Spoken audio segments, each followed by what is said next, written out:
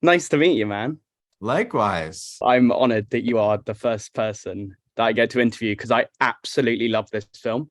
So this film is on such an epic scale. How did you come about for the idea in the first place? I was very inspired by seeing Mad Max Fury Road and really wanted to see if I could make a movie that was primarily told through action, but didn't want it to just be a visceral experience. Really wanted to see if I could make it an emotional one as well.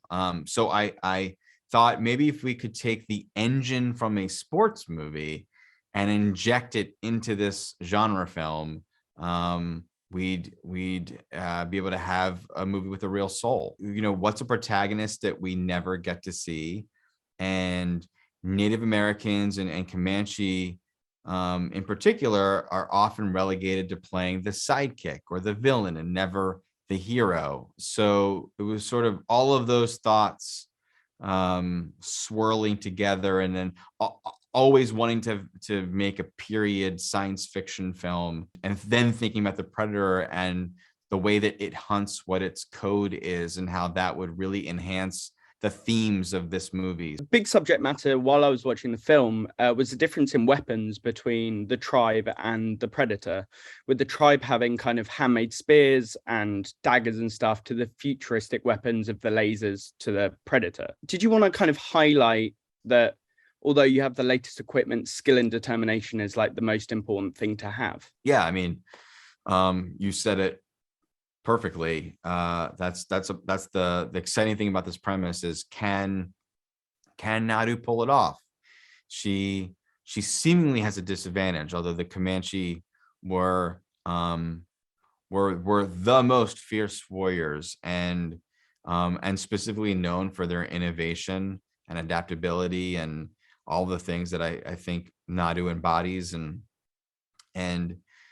and so yeah, I mean, it's like that's the awesome is like, with stick and stone, can she face off against and survive against something that's incredibly advanced. And the film is being released on Disney Plus here in the UK and all around the world. Which means it doesn't have a cinematic release, which is something that is different to, I guess, something you've done before, as in 10 Cloverfield Lane. Did you have to change anything because the audience would have a different experience with it all? No, I mean, maybe I should think about that more often, but no. I really wanted to make the movie as giant as we possibly could, both visually and audibly. And so we never cut any corners. We treated this like it was any movie going to the cinemas. And now, because we're streaming, we get to do this super cool thing where the day it's released on all the platforms, you can watch the initial version of the movie, and then you can watch the Comanche dub and hear the movie in Comanche, which was sort of the initial intention behind the film. So yeah, I think we benefit so much from being streaming, and at no point did we ever cut any corners in making the film. I find the whole casting process incredibly interesting. Were there any challenges you came up against in the casting process?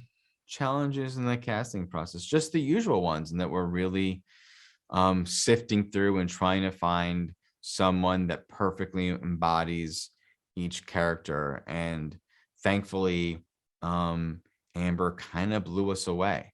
And she, this movie is very demanding, both emotionally and physically.